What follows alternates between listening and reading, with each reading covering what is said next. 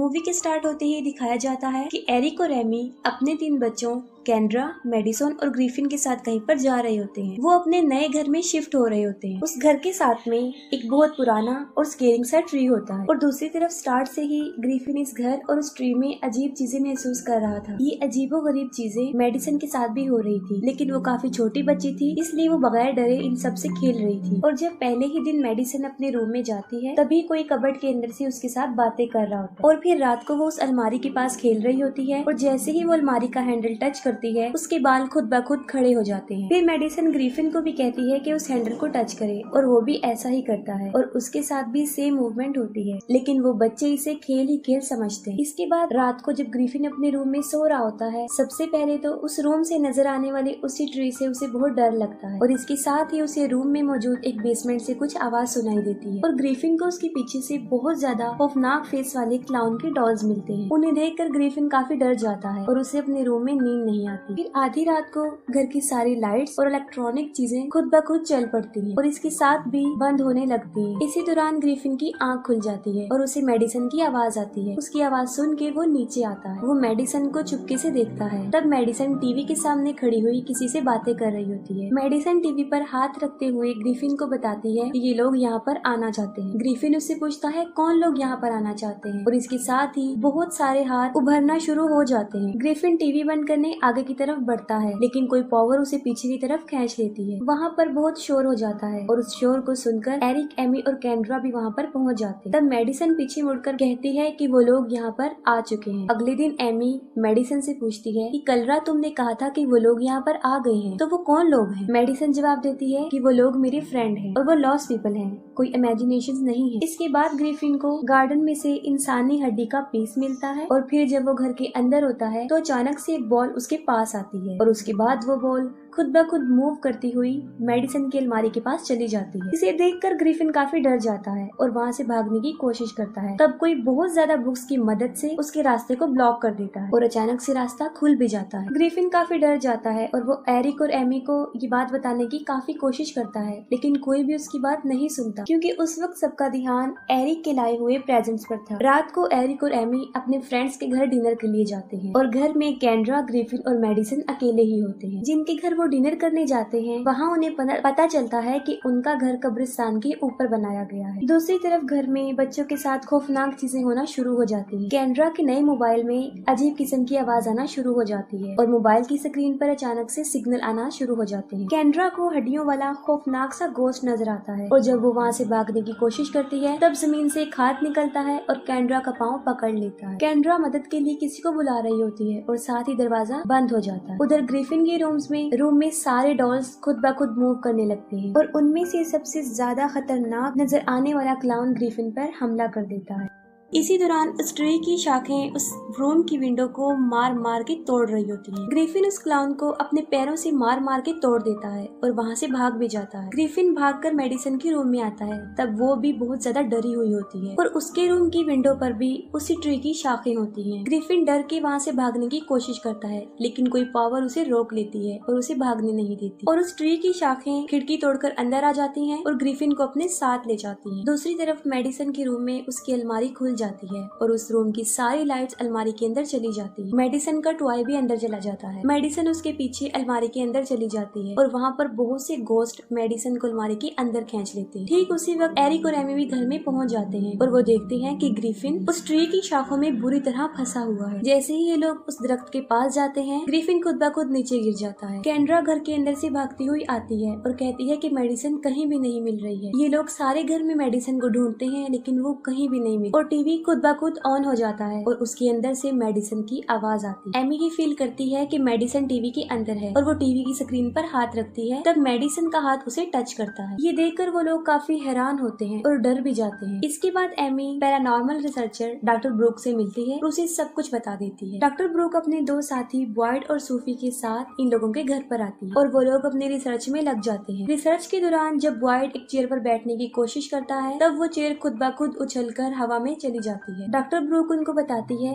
कि आपके घर में कोई आम साया नहीं है, बल्कि ये पोल्टरगाइस्ट है। ये पोल्टरगाइस्ट नॉर्मल भूतों से ज्यादा खौफनाक और पावरफुल होते हैं और चीजों को इधर उधर आसानी से फेंक सकते हैं। ये पोल्टरगाइस्ट बहुत ज्यादा नॉइज क्रिएट करते हैं, एकदम से आते हैं और एकदम से चले भी जाते हैं और ये पोल्टरगाइस्ट तादाद में बहुत ज्यादा है। इसके बाद वो घर पे बहुत सारे इक्विपमेंट्स जिसमें कैमरा शामिल है वो लगवाते हैं ताकि कुछ भी हो तो वो उसमें कैप्चर हो सके और जितनी जल्दी हो सके वो मेडिसन से राब्ता भी कर ले। बॉयड जब मेडिसन के रूम में उस अलमारी में ड्रिल करने जाता है तब कोई उसकी ड्रिल ही अंदर खींच लेता है और जब वो ड्रिल को बाहर निकालने के लिए आगे बढ़ता है तब कोई उसका हाथ ही अंदर की तरफ खींचता है और फिर कोई अंदर की तरफ से ड्रिल करता है और ये ड्रिल बॉयड के चेहरे के बिल्कुल पास होता है और फिर वो शैतानी ताकत उसे छोड़ देती है। बॉयड देखता है कि उसकी बाजू पर किसी के पकड़ने के निशान है और फिर वो खुद ब खुद गायब भी हो जाते हैं और दीवार में जो छेद बनाया गया था वो भी अब खत्म हो चुका है। घर में हर जगह इक्विपमेंट्स लगाने के बाद ये लोग मेडिसन से कांटेक्ट करने की कोशिश करते हैं। दूसरी तरफ एमी टीवी के थ्रू मेडिसन से कांटेक्ट करने की कोशिश करती है और वो कंटिन्यूअसली उसे आवाजें दे रही होती है। एमी को मेडिसन का रिप्लाई भी आता है। वो कहती है कि वो उन लोगों के पास आ नहीं पा रही। ये सुनकर एमी को इस बात का रियलाइज हो जाता है कि वहाँ पर मेडिसन के साथ कोई और भी है। इसके साथ ही वहाँ पर अजीबोगरीब आवाजें आना शुरू हो जाती हैं, सारी लाइट्स खुद ब खुद ऑफ हो जाती हैं और वो टीवी भी नीचे गिर जाता है। फिर एक काले रंग का साया नजर आता है जो मेडिसन की आवाज में चिल्लाती हुई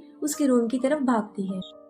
एरिक भी उसके पीछे भागता है और वो मेडिसन की अलमारी में जाकर बैठ जाती है। एरिक उसके पास जाता है तब उसे पता चलता है कि वो मेडिसन के भेस में किसी का भूत है। इसके साथ ही वो शैतान एरिक पर अटैक कर देता है। एरिक को काफी गुस्सा आ जाता है। एरिक उस अलमारी की दीवार को टेबल से मार मार कर तोड़ देता है। तभी वो दीवार खुल जाती है और वहाँ से बहुत ज्यादा लाइट्स आ रही होती है। उस दीवार में एक पोर्टल होता है। एरिक उस मेज की मदद से उसे मार मार के अंदर ही फेंक देता है। इसी दौरान उनके बेडरूम की सीलिंग पर एक और पोर्टल खुलता है और उसमें से वही टेबल का टुकड़ा नीचे आकर गिरता है। उसे देखकर डॉक्टर ब्रूक बोलती है कि यही मेडिसन के बाहर आने का दरवाजा बनेगा और ये काम डॉक्टर ब्रूक से अकेले नहीं होगा। इस मकसद के लिए वो अपने एक्स हस्बैंड, माइस्टीरियस सब्जेक्ट के एक्सपर्ट और फेमस टेलीविजन पर्सनैलिटी को यानी कैरिगन को बुलाती है। कैरिगन इन्वेस्टिगेशन के बाद बताते हैं ये घर कब्रिस्तान के ऊपर बनाया गया है जिसकी वजह से वो सारी डेड बॉडीज बहुत ज्यादा पावरफुल बन चुकी हैं और सारे के सारे भूत पोल्टरगाइस्ट में बदल गए हैं और मेडिसन के पास पैदा होते ही एक स्पेशल गिफ्ट है जिसकी वजह से वो इन भूतों से अपना रिलेशन बना सकती है और यही वजह है कि उन पोल्टरगाइस्ट ने उसे अपनी दूसरी दुनिया में खींच लिया है।